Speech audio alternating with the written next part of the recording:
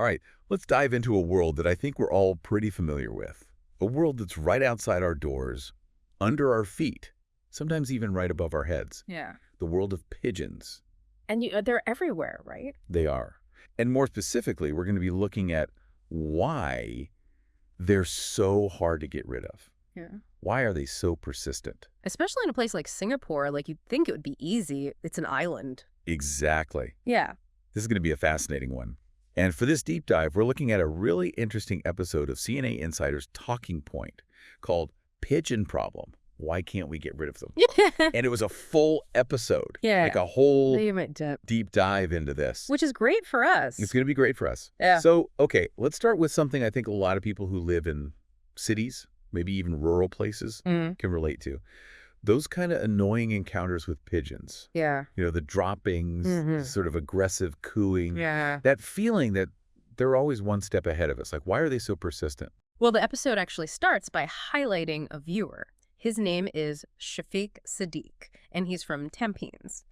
And he basically reached out because pigeons were a real nuisance in his neighborhood. Okay, like how much of a nuisance are we talking here? Oh, like a really, really big nuisance. Like so many droppings everywhere. People were actually afraid to hang their laundry out because it was just going to get covered. Yeah, really the whole 9 yards. And what was really interesting is that he kind of traced this whole problem back to like one specific source. Okay. One neighbor who was feeding these pigeons like twice a day, every day. Oh my gosh. So one person feeding them can actually make that big of a difference. It can, because they're just like, oh, food, let's all go over here. Free buffet.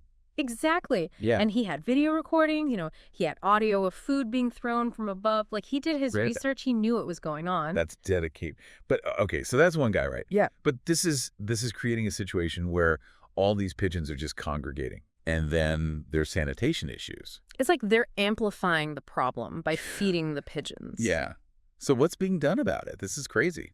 Well, Sadiq has actually been reporting this issue through the One Service app. I don't know if you're familiar with that. It's basically like the app that Singaporeans use. I think I've heard of it, yeah. Yeah, to report like municipal issues. Got it. But despite like multiple reports and claims of investigations by, the authorities, nothing has really improved. Oh, wow. Yeah, So they're not. yes. So it's actually really difficult. Really doing anything about it. Yeah, it highlights a key challenge, right? Like enforcement. Yeah. Even if you have fines in place for feeding pigeons, how do you actually catch someone in the act? You can't just have people stationed there 24/7. That's ridiculous. Right. And then what do? You have to like issue a fine. It's not worth it. Yeah. Yeah. It's really hard to actually take action. Okay, but are there deeper reasons? Because if you have fines in place, if people know it's causing a problem, why are people still feeding the pigeons? Yeah, that's a great question. And I think it's not always like a malicious intent thing, right? Like some people, and Talking Point talk to people who feed pigeons, and it comes from a place of like compassion or personal beliefs. Some people might struggle with loneliness, and they form a sense of connection with the birds. Right. So it's not always like, I want to annoy my neighbor. Yeah. Yeah. There's like social and emotional dimensions to it. Right. It's much deeper than that. That's a complex issue. Yeah. That's actually really interesting because you kind of just write people off, as you're responsible, but exactly. there's a lot more going on. Absolutely. And this is where it gets even more complicated because, so some grassroots leaders have even suggested offering pet adoption as a way to redirect the attention of people who feed pigeons. So the idea is that, if they have this need for companionship, right, maybe if they have a pet, then they won't feed the pigeons anymore. Right. It's an interesting approach. I'm not sure how effective it would be in practice. Yeah, that's pretty outside the box thinking there. Right. Yeah. But it's interesting. Yeah. Yeah. But even if you could completely stop people from feeding pigeons, would that solve the problem? Right. And that's the real question here. Yeah. And to answer that, Talking Point brought in Emma, who is a bird behavior expert. Okay. And she highlighted that, while feeding is a major factor, right, it's not the whole story. Like pigeons, like any other species, need suitable nesting sites to thrive, to breed, And guess what? What? Where have they found the perfect spot? They found the perfect spot. They found the perfect real estate right here in Singapore. I think very strategically. Oh, okay. I don't know, HDB rooftops. Nope. Even more strategic, train tracks. Train tracks. Train tracks. Why train tracks? Well, if you think about it from a pigeon's perspective, train tracks are basically like high-rise pigeon condos. They're perfect. Oh, wow. They mimic their natural, like, cliff face habitats, Right. offering shelter, ventilation, protection from predators. That's amazing. Yeah. But I feel like train tracks aren't that common in Singapore. Oh, they're more ubiquitous than you might think. Okay. And even with deterrents like spikes, pigeons are incredibly resourceful. If there's a gap, they will find it. And there were just so many ledges and nooks around train tracks that there's always somewhere for them to go. So, I mean, even if you, like, remove some pigeons, other pigeons will probably just come in and Exactly. take their place. It's just like supply and demand, right? Yeah. Like you get rid of one population, another one is just going to come in and fill that space. It's a never-ending cycle. It is a never-ending cycle. Okay, so we've got people feeding them. We've got train tracks providing these perfect nesting sites. Mm-hmm. No wonder pigeons are thriving. They are thriving. But, okay, so beyond, being a nuisance, is there a more serious consequence to all this? Yeah, so this is where the ick factor really comes in, to get a better understanding of, like, potential health hazards. Talking Point went downtown, which is another, Of course. pigeon hotspot. Yeah. And they collected droppings to get them analyzed. Oh, great. What they found was pretty disturbing. Okay, I'm bracing myself. What was lurking in this pigeon poop?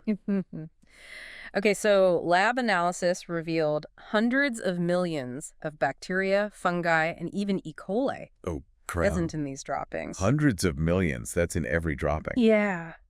Oh, God. And we're not just talking about harmless microorganisms here. Like, these pathogens can pose serious health risks. Yeah. So we're talking food poisoning. We're talking respiratory illnesses. Wow. It can be really bad. Yeah, that is pretty alarming. I did not know that.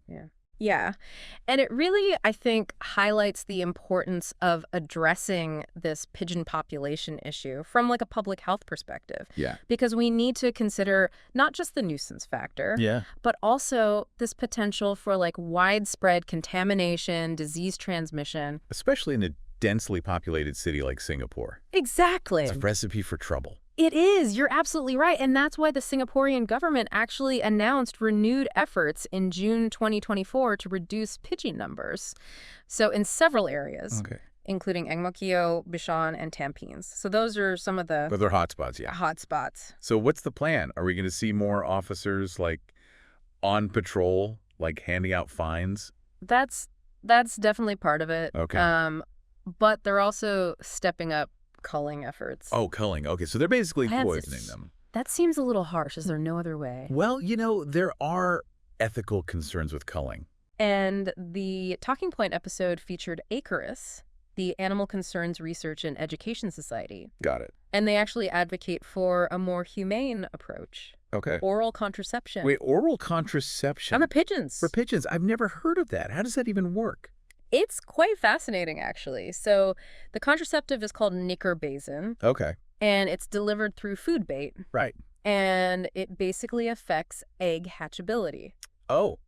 Okay, so they can still lay eggs. Yeah, they can still lay eggs. But the eggs won't hatch. But the eggs won't hatch. Yeah, it doesn't harm them. That's incredibly clever. Right. Yeah. That seems like a much more humane solution. Than just poisoning them. Yeah. Yeah. Has this been tried before? Actually, Singapore conducted a pilot project using oral contraceptives about a decade ago, and it resulted in a 60 to 70% drop in the pigeon population over a year. Wait, if it was so successful, why didn't they continue it? Right. Yeah. That's the real question. Yeah. So the main obstacle, and Talking Point explores this, the main obstacle was the logistical challenge of like maintaining daily feeding with the contraceptive food. Right. Because you need someone to go out there every day and provide it. Yeah. It proved unsustainable. So it's a matter of like logistics. Logistics, yeah. Yeah. What if there was a way to automate that? Now you're thinking. And that's where automated feeders come in. Ooh. Okay. And that's what we're going to delve into next. I'm really excited to hear about these. Like pigeon birth control vending machines. Yeah. Okay, so automated feeders. Like, what are we picturing here? Are we picturing like those robotic arms you see in factories, like carefully placing birth control pills into like tiny pigeon-sized containers? No, nothing quite that complicated. Okay. I think the reality is much simpler, probably more effective. Okay. Basically, imagine like a large bin that dispenses food at set times throughout the day. Oh. So no fuss, no robots, just just consistent delivery of this contraceptive-laced food. So the pigeons just gather around this, like, high-tech bird feeder, and they just don't suspect a thing. Yeah, I mean, from what I've read, studies in other countries where these feeders have been implemented, like the pigeons adapt pretty well to it. Oh, no. They learn to associate the feeder with a reliable food source, right? Whether it's a human scattering crumbs or a machine dispensing pellets. Makes sense. But, okay, so that's like, how they work. But who's responsible for, like, maintaining these things? And wouldn't the cost be astronomical? Yeah, those are great questions. Yeah. I think in terms of maintenance, it would likely fall under like the purview of the relevant authorities. Okay, so like town councils and National Parks Board. Right. As for the cost, yeah, I mean the initial investment would definitely be higher than like traditional culling methods. Yep. But I think the potential for long-term savings is pretty significant. So it could be like a more cost-effective solution in the long run. It's not just about the cost, though, right? This is like no, it's not just about cost. A whole different approach to dealing with pigeons, right? It is. We're talking about like a shift from like this reactive strategy of culling to a more like proactive approach. So managing the population rather than trying to kill them off. Population control instead of just like I like that. Trying to get rid of them. It's like a more sustainable approach. Absolutely. And it's probably less disruptive to residents as well. Yeah. I think this approach might also encourage a shift in how we even perceive pigeons. Oh, interesting. Instead of seeing them as just these pests to be eradicated, maybe we start recognizing them as part of our urban ecosystem. Yeah. Like they play a role in seed dispersal. Right. They can even act as indicators of environmental health. So it's like we're moving toward like this urban truce with these birds. Yeah. Acknowledging their presence, but also managing the challenges that they present. It's about finding a balance that benefits both humans and pigeons. I like that. But I mean, okay, so automated feeders, that's one part. They're not going to solve everything. Remember those train tracks we were talking about? The prime real estate. Those ideal nesting spots. Yeah. We need to address those as well. So more spikes.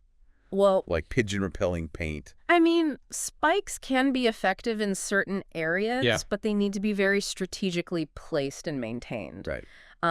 There are other options like netting or sloping surfaces, that just make it harder for pigeons to land and build nests. So we're basically trying to make those spots less attractive. Less attractive, yeah. And maybe encourage them to go to the less populated areas. Yeah, and we can even like incorporate like pigeon-friendly design elements into our green spaces. Okay. Like designated nesting areas. Just providing alternatives. So it's not just about that meet their needs while minimizing the impact. Shooing them away. Yeah. It's about trying to, It's about providing alternatives. Yeah. It's about I like that. Trying to find. So that's a much more balanced approach. Absolutely, but this requires a lot of collaboration, right? This is not something that one organization or one individual can achieve on their own. It's like it takes a village. Yeah, it takes a village. Yeah, it requires a joint effort. Yeah. Between authorities, researchers, even the community. Right, and speaking of the community, I mean that includes you, dear listener. Yeah. Remember the Talking Point episode, they emphasize like the power of individual actions. Like if you see someone feeding pigeons. Report it. Yeah. It might seem like a small thing. Yeah. But those reports help authorities get a clearer picture of the situation. Yeah. And allocate resources accordingly. And even more importantly, I think, let's try to shift our perception of pigeons, right? Instead of just seeing them as pests, maybe, recognize them as fellow inhabitants of our urban jungle. Fellow urban dwellers. Fellow urban dwellers. They're navigating this concrete world just like us. Exactly. And perhaps by understanding their needs and behaviors, we can find ways to coexist more peacefully and just create a more harmonious urban environment. For everyone. I really like that. Yeah. This whole conversation has been really eye-opening for me. Yeah, it's been great. I've gone from like feeling annoyed by pigeons to now seeing them Yeah. in a whole new light. That's the beauty of knowledge. It is, yeah. It allows us to challenge our assumptions and embrace new perspectives. And speaking of perspectives, I mean, we've talked a lot about, Yeah. the future of pigeons in Singapore. Yeah. But what about the past?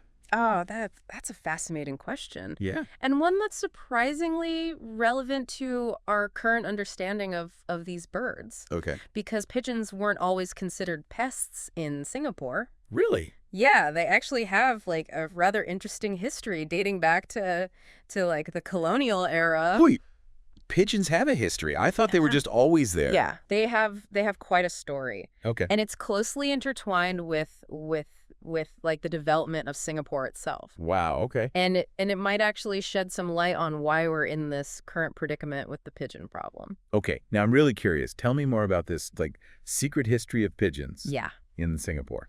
Okay, so pigeons have a history in Singapore, all ears.